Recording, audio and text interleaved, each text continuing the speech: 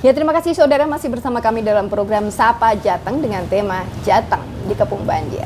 Pak Bergas tadi sudah disampaikan di segmen 1, segmen 2 bahwa Jawa Tengah ini memang sedang dikepung banjir. Ya. Namun upaya dan penanganan juga sudah gercep dilakukan oleh pihak-pihak terkait. Yang mau saya tanyakan terkait dengan ini yang viral di media sosial terkait dengan Selat Muria. Ini bagaimana sih Pak? Ini ceritanya. Selat Muria itu kan bagian historis dari pembentukan daratan yang ada di saat ini ya.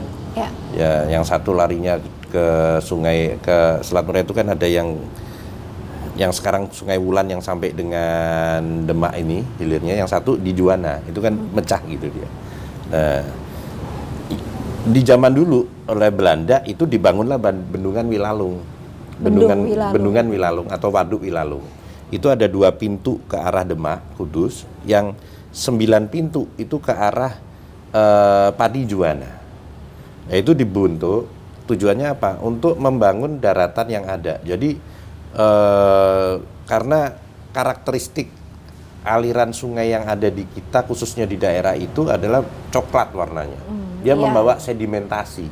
Maka dibukalah itu biar dia menjadi daratan di daerah Selat Muria ini menjadi daratan. Terjadilah daratan hari ini. Kan gitu. Yang ditempatin. Iya, yang sekarang ditempatin menjadi lahan pertanian yang bagus itu ya sekarang ya itu dulunya laut itu. Nah, ya dari kondisi seperti itu ya kita harus sadar bahwa kita berada di tempat yang dulunya sebetulnya laut itu. Nah itu dia, apalagi banjir seperti ini. Ini kan viral di media sosial. Takutnya yang di media sosial ini yang viral-viral kan masyarakat yang nangkepnya setengah-setengah. Takutnya nanti beda persepsi. Ternyata tadi sudah disampaikan oleh Pak Bergas bahwa memang seperti itu. Tapi Dimbo tidak perlu khawatir ya Bapak. Karena sudah jadi daratan. Karena sudah jadi daratan dari lahan pertamanya dari lahan pertanian. Selanjutnya berkembangnya waktu menjadi lahan permukiman sekarang. Malah banyak rumah sekarang. Banyak aktivitas juga di sana. Iya, makanya tinggi tanggul itu tinggi sekali itu, bisa di atas 4 meter tanggulnya. Di atas atap rumah malah.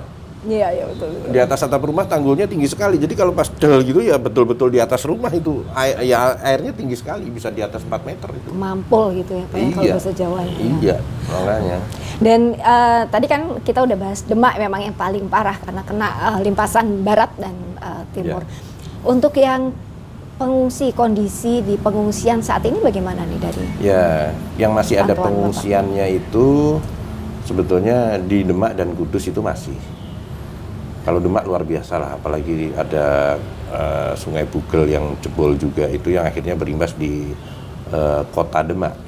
Nah, kalau yang di Karanganyar itu karena dia sedikit memutus jalur transportasi Pantura utama ya. Tapi bukan berarti terputus sama sekali, bukan. Tidak seperti 2013-2014. Kalau 2013-2014 itu 10 tahun yang lalu. Iya, itu betul-betul putus itu. Betul-betul putus artinya tidak bisa melintas di Pantura. Kalau ini masih bisa melintas karena transportasi bisa dialihkan melalui lahan Mayong ke sebelah utara atau ke selatan melalui Godong Purwodadi atau Godong melalui Waduk Kelambu ke arah timur masih bisa. Dan itu mobil kecil pun masih bisa, truk juga masih bisa.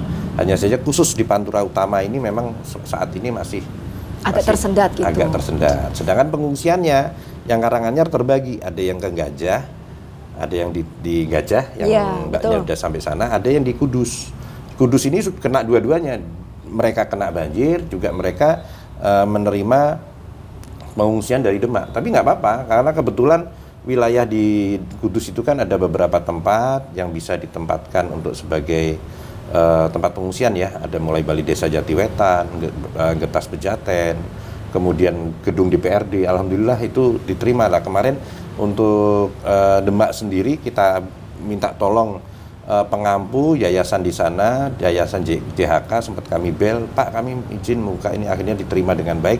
Ada satu tempat memang di gedung JHK Jemaah Haji Kudus itu dijadikan tempat yang khusus untuk Demak, biar lebih terfokus gitu. Dan itu pun kami juga tidak mengelola sendiri, artinya saya dibantu dengan Dinas Sosial Provinsi.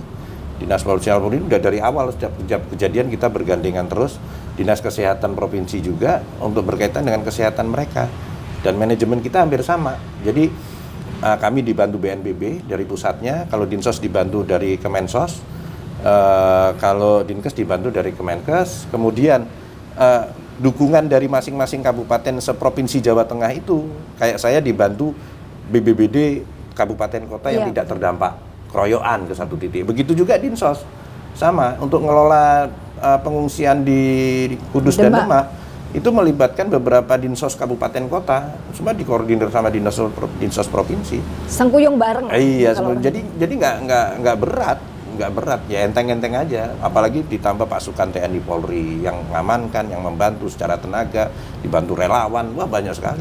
Ini kan berarti luar biasa sekali untuk jumlah pengungsian, pastinya udah ribuan lah yang ini, yang di Demak maupun yang di Kudus ini. Kita berharap semoga banjir cepat surut, kemudian tidak ada lagi hujan boleh, tapi jangan dengan intensitas yang tinggi gitu kan. Apalagi sudah dilakukan modifikasi cuaca, semoga semuanya bisa reda, bisa surut dan warga bisa beraktivitas kembali normal. Demikian, semoga informasi ini bisa memberikan manfaat bagi pemirsa sekalian. Pak Bergas, mungkin ada yang disampaikan pada pemirsa sekalian? Ya, jadi kepada warga masyarakat Jawa Tengah khususnya, kita sadar, kita harus memahami bahwa kejadian bencana banjir dan longsor itu merupakan sebuah siklus.